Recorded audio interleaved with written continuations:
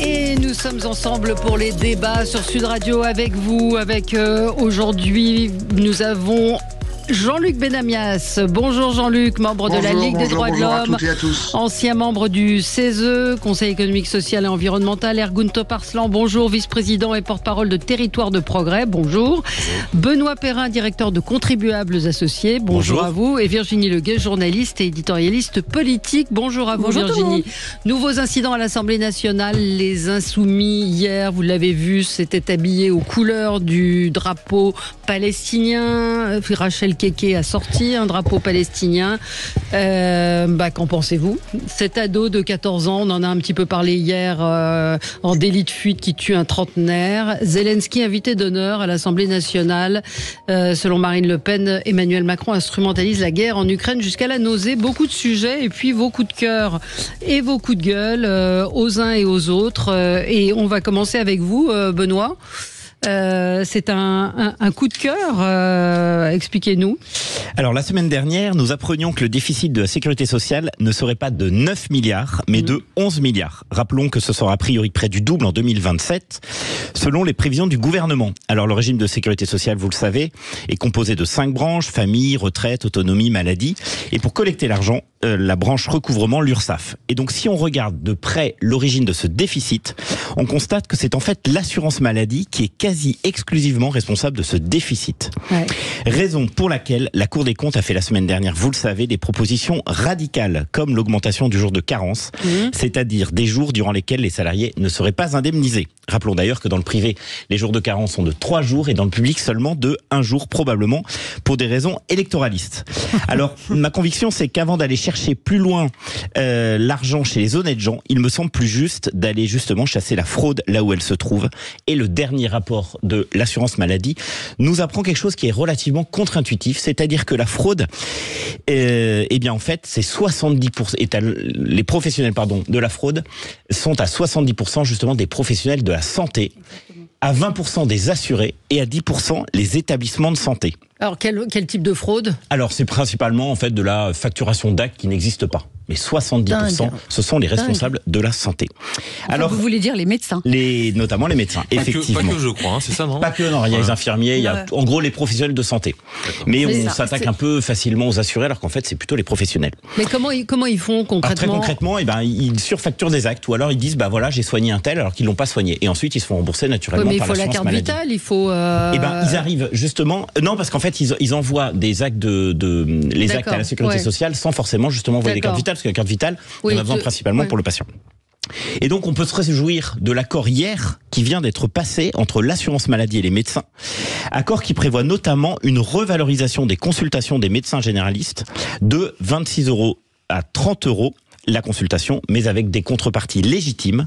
Donc cette augmentation, on s'en doute, coûtera de l'argent, puisqu'elle coûtera 1,6 milliard, mais les médecins s'engagent justement à ralentir l'évolution du nombre de jours d'arrêt de travail. Est-ce que vous savez par exemple que les arrêts de travail ont explosé, plus 50% depuis 2017?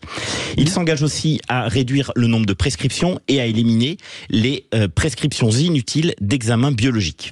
Et puis le gouvernement. C'est théorique, mais comment qu'est-ce que c'est qu'un examen biologique théorique, un arrêt de travail pareil, c'est compliqué. C'est exactement la chute quasiment de ma chronique et de mon coup de cœur. C'est exactement la difficulté, c'est qu'en fait, c'est très bien, on valorise le travail puisqu'on valorise enfin les professions médicales, ce qui est une excellente nouvelle. Mais la difficulté, c'est effectivement comment l'accord va concrètement s'appliquer. Et précisons d'ailleurs que le gouvernement veut renforcer aussi le contrôle des arrêts maladie non justifiés. Et selon le directeur de la sécurité sociale, quand on fait des contrôles sur les arrêts maladie, des contrôles ciblés, tenez-vous bien, 20% des arrêts maladie sont frauduleux. Autrement dit, les médecins, et ça on le sait, ont tendance, en tout cas pour une partie d'entre eux, à multiplier les arrêts maladie pour plaire en quelque sorte à leurs patients. Donc on peut se réjouir de cet accord, mais on se doute bien qu'on se demande un peu comment le gouvernement, à part la multiplication des contrôles, va pouvoir justement mettre ça en place. Alors il y a aussi encore une forme de terrorisme sur les médecins, j'entends ce que vous dites, mais moi, mais quand je dis ça, je vois... Mais je vais loin, parce que quand je dis terrorisme, c'est qu'ils sont terrorisés par les contrôles de la Sécu. Donc je vous donne l'exemple d'une amie enseignante, extinction de voix depuis 15 jours, le médecin lui dit « je ne vous fais pas d'arrêt maladie parce que j'en ai trop fait, je peux plus en faire. Et elle peut pas aller travailler, elle a plus de voix. Et donc, je schématise un petit peu, mais il y a cet argument qui est de dire, je vous donne pas ça, je vous fais pas tel acte parce que je vais être sanctionné. Donc c'est là où on peut pas être dans la théorie quand on est confronté à des patients. Mais votre ami paie certainement l'excès de prescription de médecins malhonnêtes. La difficulté, c'est quand vous avez un système, par définition, vous devez sanctionner les abus et les fraudeurs, parce que sinon c'est tout le système qui en pâtit, y compris les médecins responsables, comme votre ami. Oui, Virginie, je crois que notamment, je ne sais pas si vous avez vu se multiplier dans Paris ces dernières années ce qu'on appelait les cabinets dentaires, les cabinets d'ophtalmologique. Alors c'était des locaux dans lesquels s'installaient plusieurs médecins. Et ces cabinets-là ont été les spécialistes de la fraude. Ils ont surfacturé des actes qu'ils ne faisaient pas, exactement ce que vous dites. Et j'entends bien... seconde remarque, ce que vous dites à propos des médecins qui essayent de bien faire leur travail et qui se sentent surveillés. Mais il y a aussi des médecins qui connaissent par cœur le système et qui en abusent. Et moi, j'avais déjà parfaitement entendu ce que vous dites, c'est-à-dire que les principaux fraudeurs, ce sont les médecins et les professionnels de santé eux-mêmes. Et c'est ça qui est totalement contre-intuitif et c'est ça qui, moi, je trouve est très choquant. Oui, il y a un auditeur qui me parle du trafic sur les transports médicaux, les taxis, etc. Là, en gros, il y a quand même un gros ménage à faire à Goun. Il y a aussi de l'innovation dans le sujet parce qu'on a vu depuis 2017, je pense que ça peut expliquer en partie l'augmentation du nombre d'arrêts de travail, des nouvelles applications qui font que à n'importe quelle heure de la journée ou de la nuit, on peut prendre rendez-vous, téléconsulter un médecin, peu importe sa situation géographique et avoir son arrêt maladie ou autre. Je pense qu'il faut quand même malgré tout faire confiance à nos médecins sur le sujet. Enfin, 70% de fraude, c'est beaucoup. C'est pour ça qu'il faut affiner le chiffre, j'ai l'impression. Est-ce que là, on va tout de suite du côté de la médecine, il y a peut-être d'autres leviers, d'autres aspects qui sont liés à cette fraude. C'est très intéressant en termes de chiffres. On sent qu'il y a un malaise aussi au sein de la société. On sait très bien, il y a des arrêts maladie qui sont peut-être faits un peu de confort ou d'autres.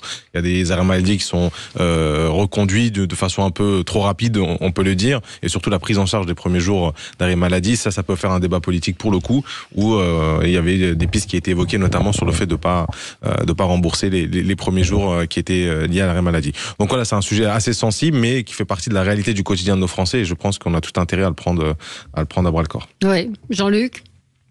Je trouve qu'ils en prennent bien pour leur grade, les professions de santé. Ouais. C'est quand même. Il y a un déficit, je rappelle que le budget de la sécurité sociale, c'est plusieurs centaines de millions d'euros, si ce n'est plusieurs milliards. C'est d'ailleurs des milliards, et qu'on est à un déficit assez léger. Qu'il y ait des fraudeurs, oui. Qu'il y ait des métiers difficiles, c'est certain aussi. Et il y a des métiers difficiles dans lesquels, effectivement, il est bon parfois de s'arrêter. Voilà. Donc, je trouve que à ce niveau-là, mettre ça sur le dos des professions de santé, c'est un peu lourd, et que ça n'est pas vraiment sérieux. Oui, mais enfin, s'il fraude, qu'il soit médecin ou avocat ou flic, la fraude doit être sanctionnée. C'est pas des inventions. Ça a été dit, ce sont des fraudes de certaines boîtes qui s'occupent de cela. Ok, mais ça n'est pas le cas général des professions de santé. Mais 70%, personne n'a dit ça. Mais 70% de fraude, ça interroge. 70% de fraude. Mais non. 70% de fraude sur le nombre de fraudes. Ça ne veut pas dire 70% des professionnels de santé. Ouais. Merci. Mais ça n'a pas été dit non plus, ça. Allez, on marque une toute petite pause. C'est l'heure du journal et on se retrouve tout de suite après. À tout de suite. Sud Radio, le 10h midi, mettez-vous d'accord, Valérie Expert.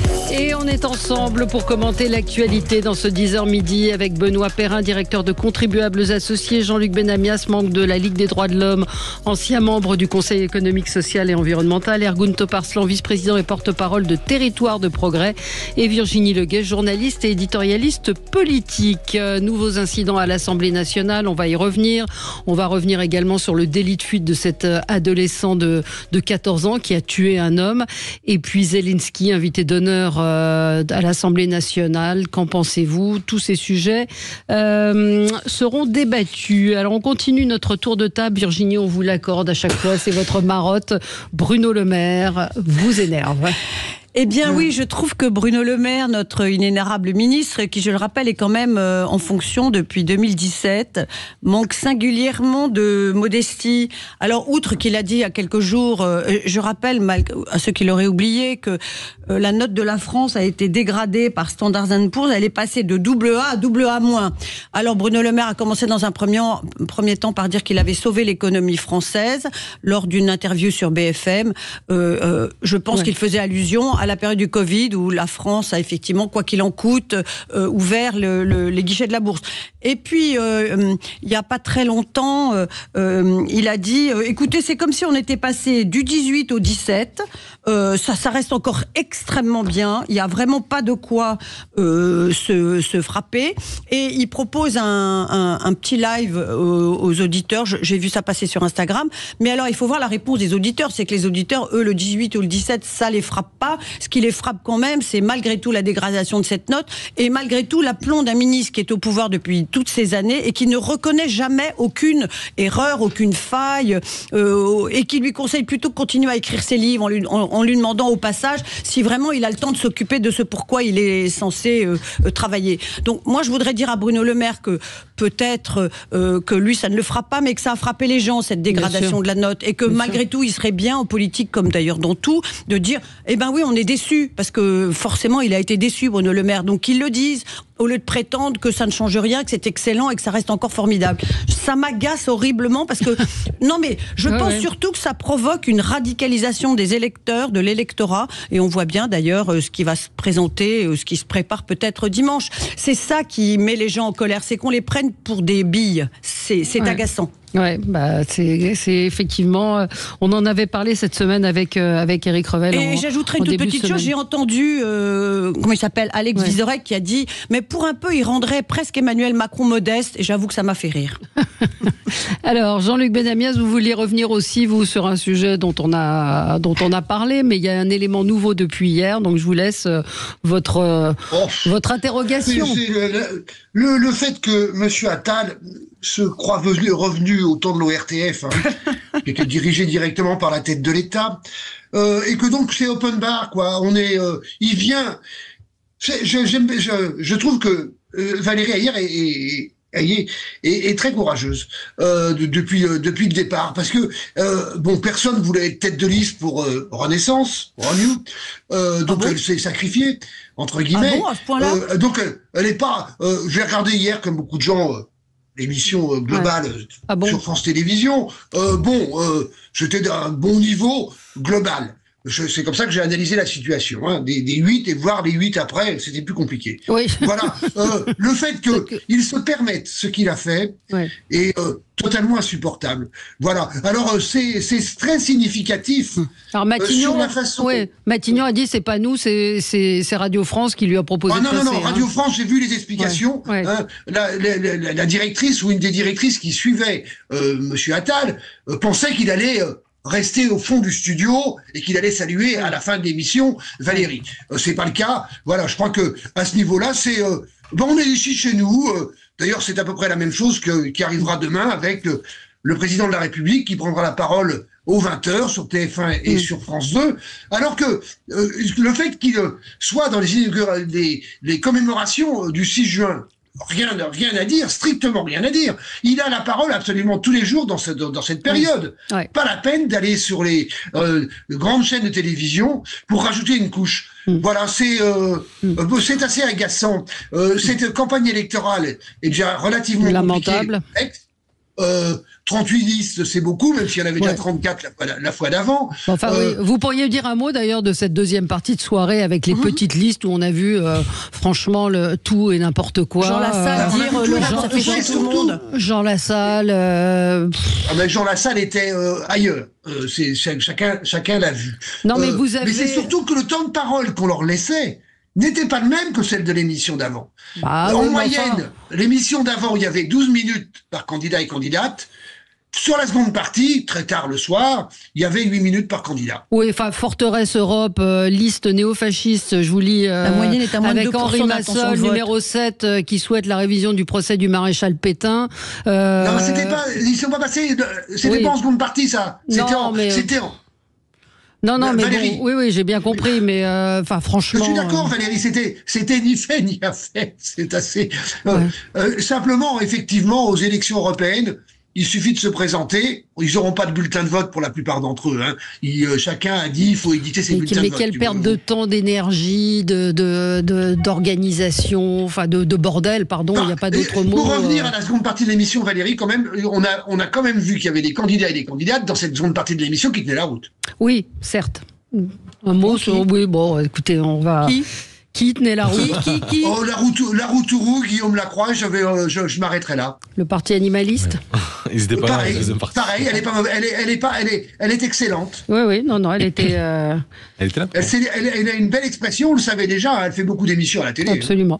Ergun, coup de gueule. Marine Le Pen était ce matin sur Sud Radio. Oui. Vous l'avez écouté, très bien. Jean-Jacques Bourdin. Très sagement. Et encore une fois, elle nous a partagé sa grande vision pour les sujets géopolitiques, avec notamment le sujet ukrainien, où elle a fait encore une sortie en nous expliquant qu'il était inutile d'armer, d'aller aider les Ukrainiens sur le sol, et que l'issue de la guerre se ferait exclusivement par la négociation. En tout cas, pour une personne qui nous avait expliqué que la Russie n'irait jamais sur le sol ukrainien, qui avait légitimé l'annexion de la Crimée, et qui nous avait expliqué que ses modèles c'était Trump et Poutine, on avait encore une fois de quoi avoir des doutes sur l'objectivité et sur ce qui a été avancé.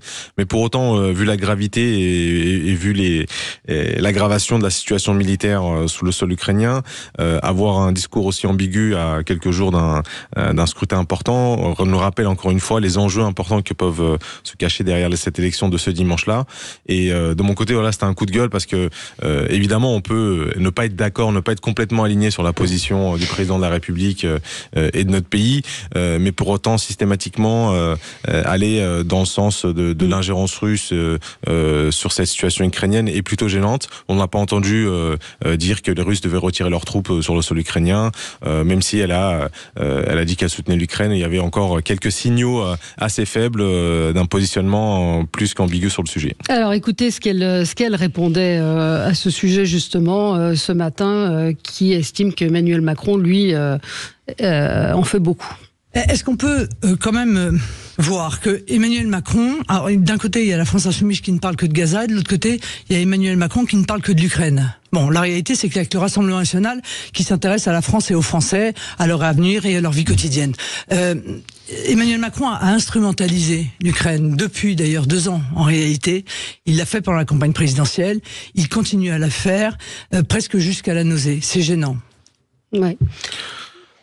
Oui, je parlais de l'Ukraine, c'est aussi parler de l'Europe, c'est parler de la France. Encore une fois, minimiser ce sujet-là, ça montre une ambiguïté selon nous. Mais on va en reparler avec la venue de Zelensky. Mais oui, vous voulez réagir Non, effectivement, petite remarque, c'est aussi la position de Nicolas Sarkozy, qui lui a eu affaire à Poutine physiquement. Il a, en 2008, avec l'annexion de la Géorgie, si ma mémoire est bonne, il a dû négocier, il a réussi à faire reculer Poutine suite à cette annexion. Donc c'est la position de Marine Le Pen, c'est vrai, mais faut pas non plus dire que c'est la seule à tenir cette position-là. Il y a aussi des gens qui ont été aux responsabilités, qui estiment que seule la voie diplomatique peut nous sortir de ce conflit qui tous les mois génère quand même des morts, quoi. Donc je veux dire avoir prôner une position tout le temps belliqueuse et critiquer ceux qui souhaitent arrêter le massacre, je trouve ça un peu caricatural. Voilà. Ouais. Je ferai juste une petite remarque malicieuse. Marine Le Pen, elle a cette chance extraordinaire de penser qu'elle n'a pas besoin de faire campagne et que tous les événements jouent pour elle. Alors évidemment, ceux qui font intensément campagne, ça la déroute un peu. Ouais. Et vous, Jean-Luc, sur cet aspect des choses, sur ce que dit sur cet aspect des choses, moi je pense que se mettre à la place des Ukrainiens est absolument indispensable. Ils ont été attaqués. On essaie de les sortir d'une partie de leur territoire. Ils se défendent. La ligne politique et la ligne stratégique doit être de soutenir l'Ukraine de toute façon. C'est ce que font à peu près tous les démocrates. Eh bien, écoutez, Marine Le Pen d'Aldon n'est pas démocrate, mais nous le savions déjà. Petit mot, petite info parue dans le Canard enchaîné. Le gouvernement, l'État s'apprêterait à débourser près de 3 millions d'euros pour faire venir Céline Dion en juillet prochain pour chanter aux Jeux Olympiques. Contribuables associés. Vous êtes en train de... Je vais tomber à la renverse. Non, je trouve qu'on dépense déjà beaucoup d'argent pour ces Jeux Olympiques. Il est en PLS. Exactement, y compris pour les sujets de sécurité. Et voilà, dépenser encore de l'argent pour faire venir une star internationale. Alors pour 2 stars, Aya Nakamura et Céline Dion. Et Céline Dion, 2,7 millions d'euros. Paraît beaucoup quand même, non? Ouais. La qualité, ça coûte cher. Oh là là. Eh bien, moi, je vais vous dire... continue, alors, même pour les JO. Voilà, même pour les JO. Je sais pas comment c'est ça. On se retrouve dans un tout petit instant avec vous. À tout de suite. Sud Radio, le 10h midi, mettez-vous d'accord, Valérie Expert. Et on est ensemble avec vous sur Sud Radio pour commenter l'actualité. Est-ce que vous avez vu les émeutes cette nuit en banlieue? Vous avez vu des émeutes? Bah non, il n'y en a pas eu.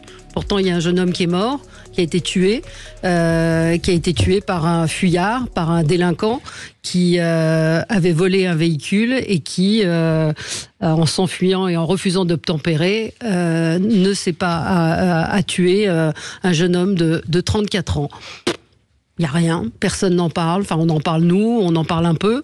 Je pense évidemment à l'affaire Naël qui avait soulevé un certain nombre de réactions dans les banlieues. Ce petit ange disparu trop tôt, je dis pas qu'il doit... Enfin, je vais être un peu excessif peut-être, mais c'est Thibaut de Montbrial et qui disait, voilà pourquoi les policiers doivent avoir le droit de tirer sur des gens qui font des délits de fuite parce que c'est un mort qui se retrouve vraisemblablement au bout de ces délits de fuite. Donc je suis absolument scandalisée de ce qui s'est passé hier et du nombre des délits de fuite. Aujourd'hui, les policiers hésitent même à poursuivre les fuyards de peur qu'ils ne provoquent des accidents. Jean-Luc, je vois que vous soupirez. Ou en tout cas, vous n'êtes pas... Non, je soupire pas, Valérie. J'essaie j'entends ta réaction, je veux dire, elle me paraît tout à fait honorable. Je soupire pas. Je dis simplement que qu'est-ce qui est passé dans la tête de 14 ans? Sa vie est foutue. Mais c'est sa vie qui est foutue, mais il a tué quelqu'un. Non, mais j'allais le dire, Valérie. Non, c'est Virginie. Coucou, j'allais le dire, évidemment. Ouais. Mais, merci. Alors, l'adolescent, quand même, appelons-le adolescent, moi je l'appellerais délinquant. Oui, mais il avait déjà été déclaré coupable par le tribunal pour enfants de Créteil le 4 décembre pour 2 chefs d'accusation, vol avec violence ayant entraîné une incapacité temporaire de travail supérieure à 8 jours, atteinte à l'intimité de la vie privée. Je veux dire, c'était déjà un délinquant, c'était déjà quelqu'un qui a 14 ans. Oui, non, mais voilà, c'est que se pose la question de la justice des mineurs, se pose quand même un certain nombre de questions sur les délits de fuite. Pourquoi ces gens ne s'arrêtent pas je sais pas. Qu'est-ce qu'on fait? Vous savez, on va recevoir Yannick Aleno demain. Son fils a été tué par un chauffard. Celui qui a tué son fils de 23 ans avait volé une voiture, était à pleine vitesse, a percuté son fils. Cet homme n'a toujours pas été jugé. Ça fait 2 ans. L'homme est en liberté aujourd'hui. C'est un permis de tuer aujourd'hui. La voiture, les excès, les délits routiers et en particulier ces délits de fuite. Ergun? Ça me dérange pas du tout de débattre de restrictions de libertés individuelles, de la délinquance juvénile, de la situation face au refus d'obtempérer. Le seul point qui me dérange, moi, c'est systématiquement, dès qu'il y a un événement comme ça, c'est de faire la comparaison avec la situation de Naël. Malgré tout, on était face à un événement où, pour le coup, c'était les forces de l'ordre qui, dans un véhicule arrêté, avait agi, c'était filmé, et la réaction des banlieues, c'était plus par rapport à ça. C'était pas là la délinquance, elle est double. C'est-à-dire que là on a un très très jeune, je sais pas, 13 ou 14 ans, il y en a 13 ans. Bon, 13 ans, 14 ans. Il a été condamné 8 jours d'ITT, c'est-à-dire que c'est très très grave. C'est-à-dire 8 jours d'ITT, c'est vraiment une situation où la violence a été extrême sur la personne. Il vole une voiture à 3h du matin, etc. Là, je pense qu'il y a un vrai sujet d'encadrement parental. Naël, il y avait eu une course-poursuite avant. La voiture a finalement été arrêté, mais il y a eu une course-poursuite. C'est quelqu'un qui avait mis en danger la vie d'autres concitoyens. Je veux dire, c'est pas un type qu'on a coincé dans un coin et qu'on a buté. Enfin, pardon. Il était arrêté au moment venu. C'est ça le débat. Après, d'accord, c'est autre chose. Mais il y a un moment. Le refus d'obtempérer, il l'a pas respecté. En plus, il a été faire un accident. Il a été tué une personne très certainement une personne de 37 ans qui venait du travail ou qui. Oui, il allait travailler. Il allait travailler à 3h du matin. Donc l'émotion est énorme. Mais là, le sujet, c'est de savoir comment un jeune de 13 ans qui se fait condamner pour des faits très graves au mois de décembre se retrouve encore une fois complètement libre de circuler et d'agir comme il veut quelques mois plus tard. Et en vrai, c'est un cycle malheureusement qui se reproduira si on n'agit pas de façon plus ferme au niveau des sanctions. Oui. En fait, on a l'impression d'entendre toujours la même histoire. L'histoire, elle est toujours simple. C'est un mineur qui est adoré par sa famille et ses voisins, qui commet un vol, qui a déjà été condamné par la justice et qui provoque un drame auprès, par définition, d'une personne complètement innocente. Je trouve que cette histoire, on l'entend trop souvent. Et on sait tous qu'il y a un problème avec des lois qui sont laxistes. On sait tous que les policiers ont peur d'intervenir parce qu'ils ont peur de ne pas respecter telle virgule dans la procédure. On sait qu'ils ont peur d'intervenir parce qu'ils savent qu'ils peuvent, à tort ou à raison, générer effectivement des émeutes. Donc il y a quand même un sujet en France, il y a vraiment un sujet. Et on est obligé de se poser la question de, vous l'avez dit tout à l'heure Valérie, comment est-ce possible qu'il y ait tant de temps entre l'infraction et le jugement ? Là, il devait passer devant la justice le 12 juillet pour effectivement des actes commis il y a plusieurs mois. Enfin, je veux dire, c'est quand même délirant. Et tant qu'on n'aura pas ce sentiment justement d'injustice profonde, il ne faut pas s'étonner si les Français se radicalisent. Voilà. Virginie, sur ce... on met tant de temps parce que la justice est débordée, n'a pas assez de moyens, n'a pas le temps de traiter tous les dossiers. Alors on peut pas à la fois dire ah là là mon Dieu ce mineur et en même temps ne pas réarmer, puisque c'est ça dont il s'agit, le système total. Je pense que tous les professionnels de justice sont les premiers à dire mais donnez-nous les moyens de travailler proprement, donnez-nous plus de personnes, donnez-nous plus de cadres, on est débordé par les dossiers, on n'y arrive pas. Quant aux mineurs, c'est un vrai problème. Je rappelle que les émeutes auxquelles vous faisiez allusion, il y avait essentiellement des mineurs dans les rues. Donc là aussi, on peut se demander, mais... que font les parents ? Parce qu'on est tous parents, et j'entends bien qu'il y a des familles monoparentales et que souvent les mères travaillent la nuit, j'entends tout ça. Mais malgré tout, il y a un vrai problème quand on voit qu'il y a autant de mineurs qui commettent des actes délinquants, et on se demande qui s'occupe d'eux, qui veille sur eux, qui surveille, à quelle heure ils rentrent, à quelle heure ils sont là. Je ne sais pas, c'est une vraie interrogation pour moi. Et puis où sont les pères ? Où sont les pères dans ces moments-là ? Les pères, on vous dira que les pères sont souvent partis. C'est aussi la faute des pères. Et que c'est souvent la responsabilité seule des mères. Mais qu'est-ce qu'on fait ? Enfin, est-ce qu'il faut durcir le système pénal ? Est-ce qu'il faut... Que faisait ce gosse ? Il aurait dû être en centre fermé, ou en tout cas, mais il y en a tellement, et effectivement, les délits sont... Je sais pas. Jean-Luc, quelle solution ? Je le dis souvent sur cette antenne, les manques de moyens qui existent aujourd'hui, notamment par rapport à la justice, les manques de moyens par rapport à tout ce qui était dans un temps qui n'est pas si ancien, qui s'appelait l'éducation populaire, avec un certain nombre d'adultes qui s'occupaient et des jeunes mineurs et des plus ou moins jeunes. Tout ça a largement, malheureusement, disparu. On se retrouve dans des situations, dans un certain nombre de cités, où il n'y a plus, à partir d'une certaine heure, les adultes n'existent plus. Ou alors ils sont terrés chez eux parce que dans la rue, c'est absolument insupportable et impossible. Voilà. Le manque de moyens et des forces de police, notamment des forces de police de proximité qu'on a retirées, ça ne réglerait pas tout, je le sais, mais ça réglerait une partie du problème. Quant à cette histoire de mineurs délinquants, reprenons clairement le fait de se dire, il faut faire, qu'est-ce qu'on fait avec ces mineurs délinquants qui sont laissés à l'abandon et qui traînent dans les rues, notamment ce gamin dont la vie est foutue comme celui qui a été tué. Oui, enfin sa vie, elle était lui, déjà... il n'est pas mort, celui qui a été tué, il est effectivement mort. Ouais, c'est pas tout à fait pareil. Je viens de le dire. Mais c'est pas tout à fait pareil. Mais est-ce que vous êtes d'accord avec cette info, ce tweet de Thibault de Montbrial ? Voilà pourquoi la police a le droit de tirer sur l'auteur d'un refus d'obtempérer si les agents estiment que le conducteur est susceptible d'être dangereux dans sa fuite. Et il dit, mais là on va entendre les associations, on n'entendra ni les associations, ni les artistes, ni les sportifs, juste les pleurs d'une famille anonyme dévastée. Oui, juste, mais on va tirer sur un gamin de 14 ans. Très bien. Il y a un homme qui est mort, donc il y a un choix à faire. Enfin, c'est très très dur à dire comme ça, mais c'est ça. Oui, mais il y a un moment où si vous laissez le délinquant s'enfuir, il va tuer quelqu'un. Donc, j'ai une question philosophique. Non, même très technique, c'est-à-dire que nos forces de l'ordre sont formées, et on espère qu'ils seront mieux formés pour pouvoir avoir le bon jugement dans les moments-là, et ils prennent leurs responsabilités comme il faut. Après, il y a peut-être d'autres options avant d'en arriver là, mais s'ils prennent ces décisions, c'est qu'elle est jugée utile de leur part. On peut peut-être essayer d'arrêter le véhicule d'une façon ou d'une autre. C'est vraiment pas facile, c'est un métier dur, etc.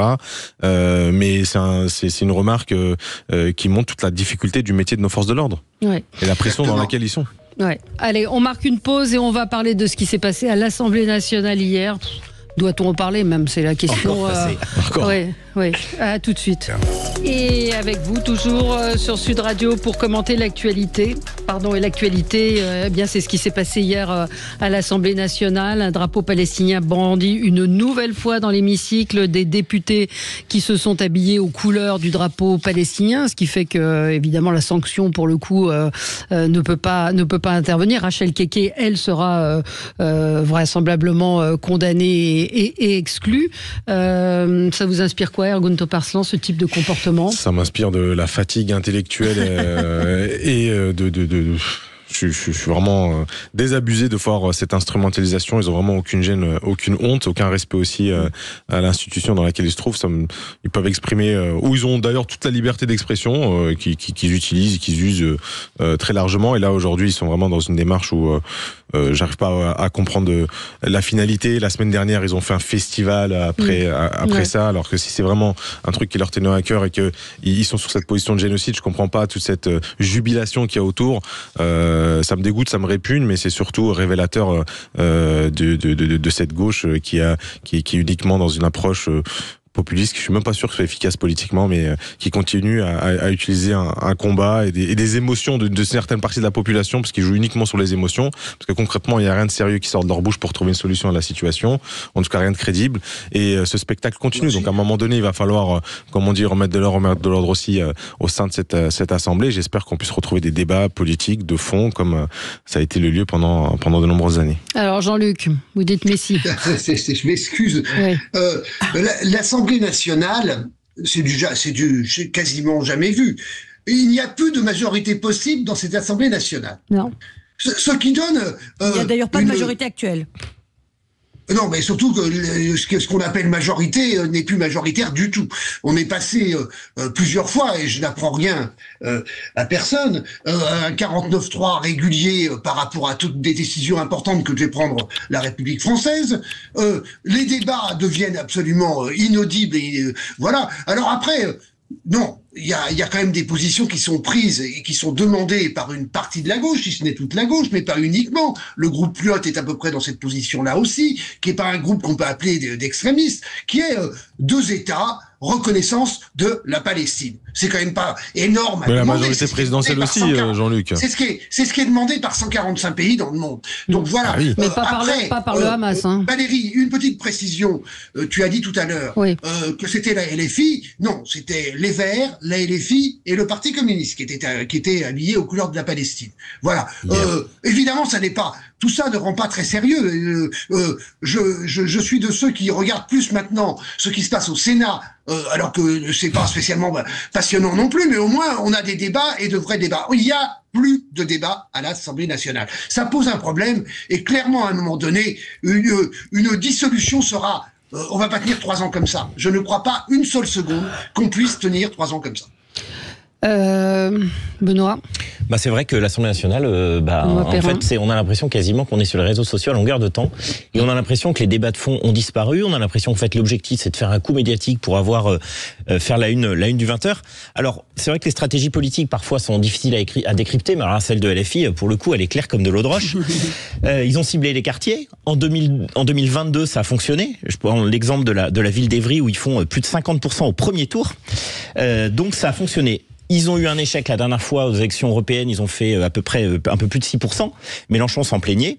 Et donc là, ils se disent, globalement, on va utiliser la guerre au Moyen-Orient pour être un véritable carburant électoral pour essayer de mobiliser encore davantage les fameux quartiers communautarisés qui nous ont apporté leur voix en 2022.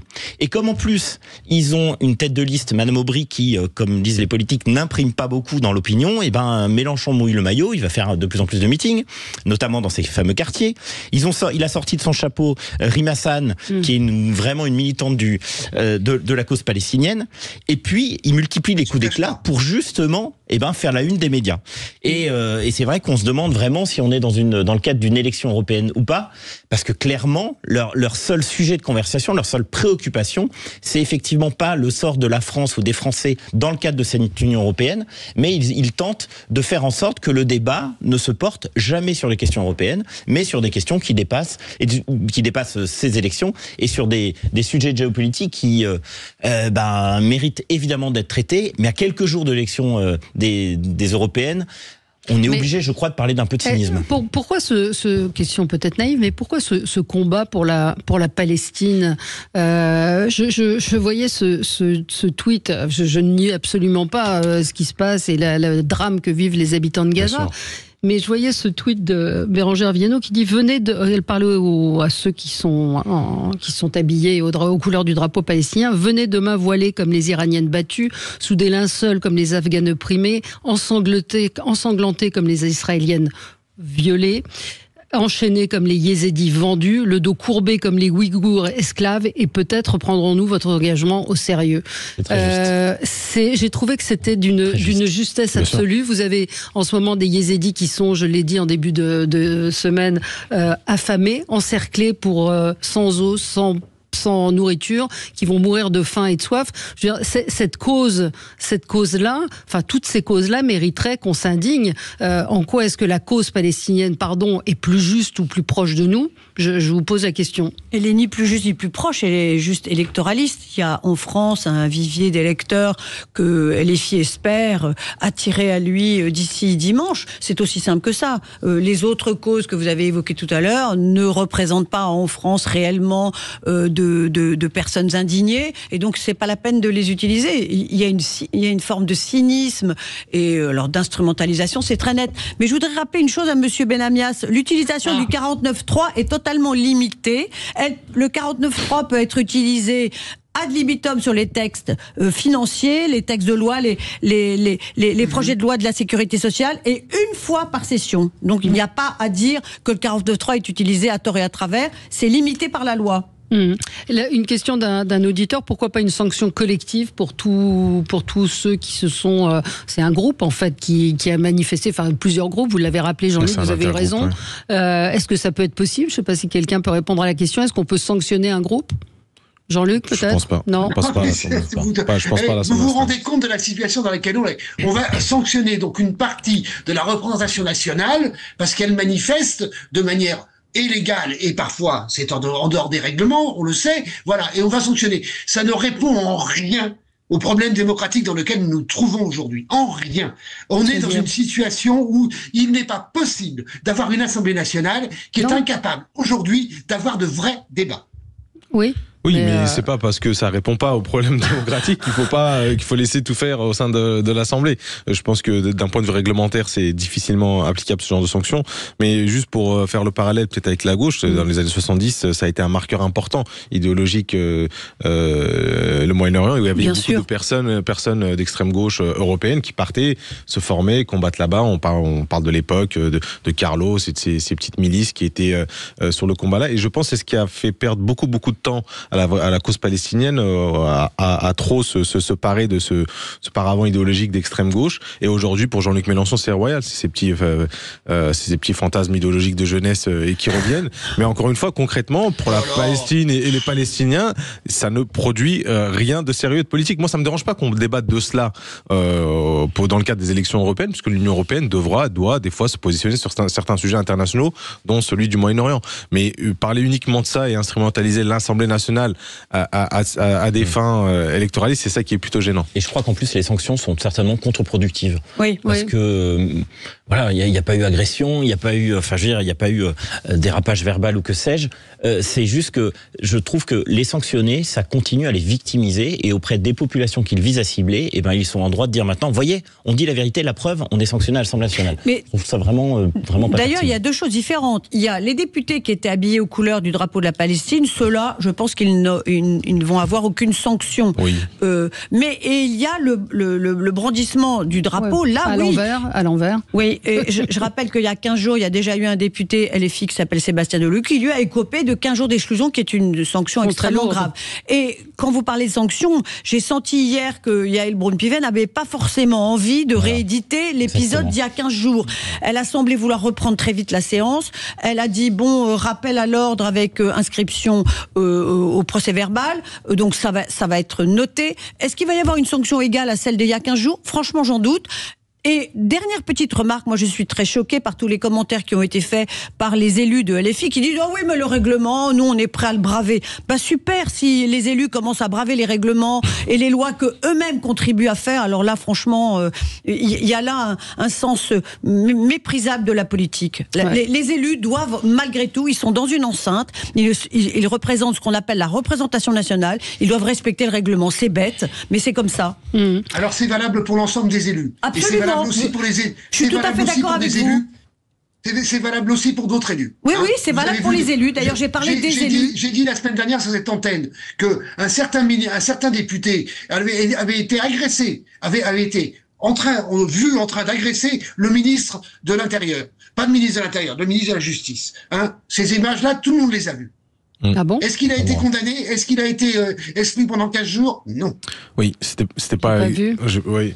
Mais bon, tout ça pour dire qu'on va pas transformer l'Assemblée nationale en tribune avec d'un côté des drapeaux, de l'autre drapeau. Tout ça va très mal finir. On est d'accord. Voilà, c'est juste ça, une question de bon sens qu'on essaie d'amener dans le débat et essayer de calmer un peu les esprits. Et le poteau, il est un peu trop gros là. Et les filles, ils abusent un peu trop du sujet.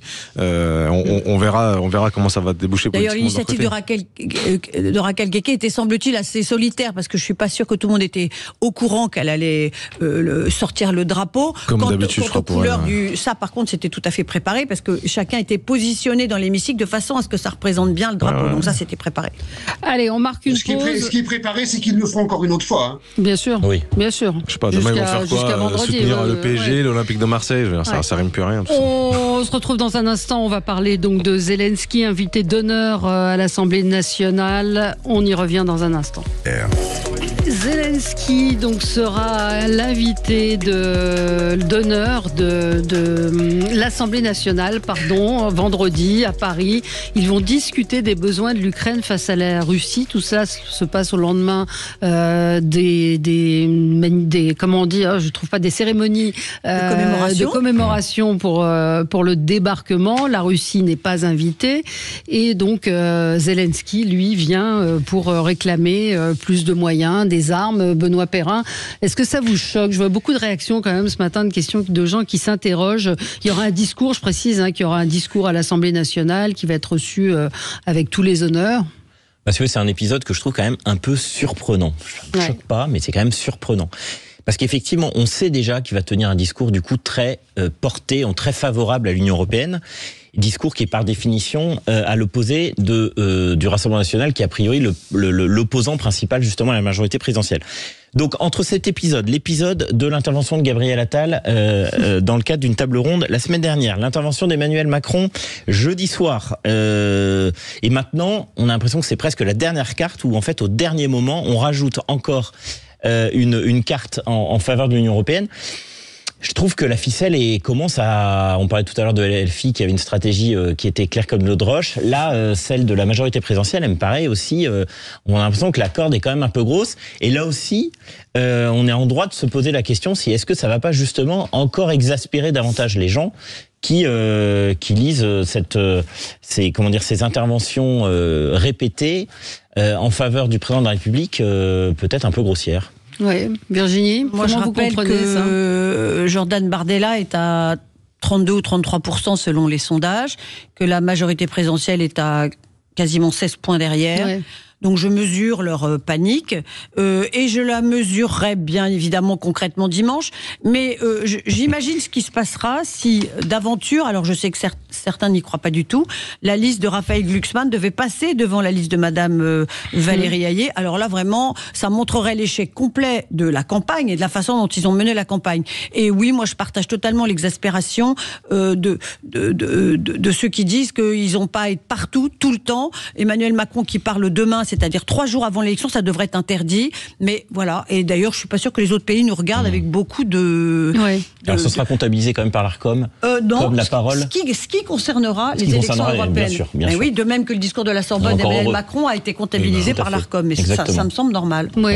Oui. Mais enfin, il n'y aura pas moyen de rétablir, pardon, je termine, il n'y aura pas moyen de rétablir le déséquilibre, puisqu'il parle demain jeudi et que le vote a lieu dimanche. Oui. Ergun? Non, c'est peut-être aussi rappeler, en tout cas c'est notre volonté de rappeler que pas très loin de chez nous, il y a une guerre qui se produit et que ça fait que 80 ans que des Américains et une alliance est venue libérer un pays, oui, et que d'autres personnes vivent la situation qu'on vivait il y a 80 ans. En tout cas, ils souhaitent l'exprimer, le rappeler de cette façon. Ce que veut essayer de faire Vladimir Zelensky, c'est de rappeler aussi que la guerre dans son pays n'est pas terminée, que les Ukrainiens attendent beaucoup de l'aide européenne et de la France, ce qui a été assez moteur là-dessus. C'est peut-être pas assez pour certains. Moteur dans les mots, peut-être pas dans les faits. Je sais pas très bien exactement quelle quantité est livrée concrètement. Je peux pas vous dire précisément. Ça serait vraiment un peu trop ambitieux de ma part. Mais en tout état de cause, je pense qu'en politique, il est important aussi de donner quelques curseurs, quelques points de passage. Et là, vraiment, il était important de rappeler la gravité du moment de ce qui se passe en Ukraine et faire le parallèle avec le débarquement et les commémorations du débarquement. Je trouve que c'est pas excessif et politiquement pour nous, c'était important. Voilà. Jean-Luc? Moi, ça ne me dérange pas que M. Zelensky vienne parler à la tribune de l'Assemblée nationale. C'est assez, dans la période, c'est assez logique. Après, toutes les histoires de récupération autour de cela, oui, on va aboutir, et tout le monde le sait, dimanche à une situation électorale en France absolument incroyable. Une extrême droite à peu près à 40, si ce n'est 42%. Non, 30, 32, 33 pour l'instant. Mais plus tous ensemble. Merci, je compte, monsieur, je compte, alors je rajoute Madame Maréchal, je rajoute Monsieur Asselineau et je rajoute Monsieur Philippot. D'accord. Et encore, j'en oublie. Ouais. Donc nous sommes bien à 40 ou 42% si les sondages ne se trompent pas. Ouais. Avec ce qu'on appelle, à chaque fois j'ai du mal à parier, la majorité présidentielle qui va se retrouver, allez, je vais être gentil, à 16-17, vous voyez, je suis gentil, hein, parce que rien n'est sûr et on ne sait pas à plus ou moins 2% si Raphaël Glucksmann passera devant Valérie Ayer. Clairement, une situation incroyable et vue au niveau de l'Union européenne comme totalement incroyable. Oui. Car quand vous regarderez les résultats des élections dans les autres pays européens, à peu près les autres pays démocratiques européens, ils ne le sont pas tous, clairement, on a une situation absolument incroyable. Oui. Ne diriez-vous pas que l'extrême droite monte dans beaucoup de pays en Europe? Mais pas à ce niveau-là. Pas à ce niveau-là. Bon. Non. Mais non. Je mets de côté la Hongrie, si vous voulez bien. L'Italie. Mais pas à ce niveau-là. L'Italie, c'est beaucoup plus compliqué, car vous avez bien vu que Mme Meloni, sur des discours qu'elle a tenus quand elle s'est fait élire, notamment par rapport aux migrants, revient dessus et que, clairement, elle est obligée de voir la réalité en face. C'est vrai, mais elle a été élue. Elle répond même plus à Mme Le Pen. Non, ça c'est vrai. Ouais. Mais elle a reçu Marion Maréchal. Mais elle sera dans un autre groupe. Ouais. Mais il y a une sorte quand même de concordance, enfin de quoi, je trouve pas le mot, d'événements, non pas de concomitance, oui c'est ça, sur le timing, c'est-à-dire avec les Russes qui ne sont pas là et Zelensky qui vient le lendemain. Il y a un timing qui est quand même curieux, non? Les Russes ne sont pas invités et pour cause, qui dit clairement de quel côté de quel côté on est. Qu'on invite Zelensky, je l'ai dit, c'est bien. Qu'on n'invite pas, vu la place des Russes. Mais oui, voilà, je suis d'accord. Il y a quelque chose qui ne va pas. Alors je comprends pourquoi on ne le fait pas, mais clairement, chacun sait quel était le rôle de l'Union soviétique de l'époque. C'est ça. Dans la résolution du conflit. C'est cette question-là. C'est même inviter des. Alors peut-être que c'était compliqué de le faire. C'est l'histoire qui en marche. C'est comme ça. C'était 80 ans après. Oui, mais sans inviter Poutine, c'était peut-être compliqué, mais d'inviter des vétérans russes, d'une certaine façon de rendre hommage aux Russes. Enfin, ils ont été là et ils ont été indispensables, quoi. Non? Si, moi aussi, je suis d'accord. Je veux dire, ils ont été déterminants. C'est pour le coup cruel de ne pas leur rendre hommage, clairement. Après, sur la situation politique, pour revenir à ce que disait Monsieur Benamias, c'est sûr qu'on va être dans une situation très probablement assez unique, assez hors du commun. Mais j'aimerais quand même qu'au lendemain des élections, on se pose quand même les questions du pourquoi. Voilà, pas simplement des leçons de morale dans tous les sens, mais simplement se dire, voilà, on a des eurosceptiques qui vont être peut-être à peu près à 50%. Eh bien, pourquoi on est arrivé à cette situation-là? Voilà, je voudrais vraiment qu'on ait ce débat de fond au lendemain des élections, si vraiment le résultat est celui que le débat important que vous projetez. Oui, non. Et j'ai peur absolument. qu'on l'ait pas. J'ai peur qu'on soit simplement sur attention, sans se poser des questions de fond. Voilà. Pourquoi aujourd'hui les gens adhèrent beaucoup moins à l'Union européenne qu'ils l'adhéraient il y a quelques Il faut années. reconnaître que la classe politique pendant 30 ans a dit du mal de l'Europe à tout bout de champ. Oui, vous en pensez quoi, Jean-Luc? Vous pouvez commencer le débat sur... J'en pense qu'effectivement, tout ça remonte pour les plus anciens au référendum de 2005, où une majorité de Français a voté contre le traité constitutionnel. Si on va plus loin, si on va plus près, ça remonte à la révolte des Gilets jaunes, et que tout ça en France donne un état de l'opinion publique extrêmement diversifié, extrêmement complexe, qui donne cette défiance continuelle maintenant par rapport au monde politique. Moi, je pense que les Français n'ont pas toujours perçu, Benoît, l'intérêt en fait de l'Union européenne. En fait, on leur a pas montré par A plus B de manière rationnelle. Encore une fois, je mets la morale de côté. Je mets les leçons ou les grandes emphases verbales de côté.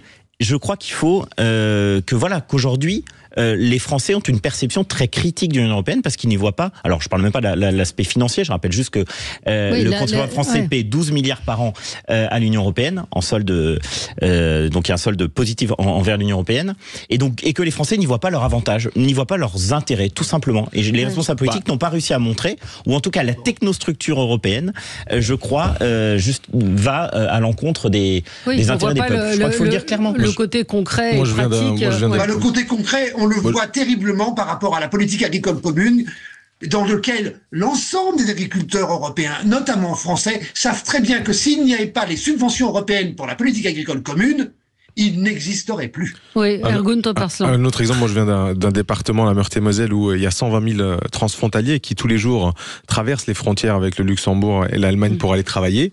Et je pense que pour le coup, ils arrivent à formellement et on va dire concrètement sentir ce qu'a pu apporter l'Union européenne. Et quand on entend des candidats et des programmes parler de double frontière, etc., concrètement c'est un passage à la douane tous les matins pour des personnes qui prennent le train au niveau de la frontière du Luxembourg. Donc est-ce qu'il faut le rappeler? Est-ce qu'on l'a rappelé suffisamment? Peut-être pas. Mais en vrai, l'Union européenne, les Français arrivent à le sentir quand même. Je crois que les agriculteurs, ils veulent, à mon avis, moins d'Europe que plus d'Europe. Donc, oui, plutôt. Ça serait contradictoire avec la revendication. C'est fini. Désolé, Jean-Luc, on vous a coupé le sifflet. Merci à tous les quatre. Dans un instant, André Berkoff, très bonne journée sur Sud Radio.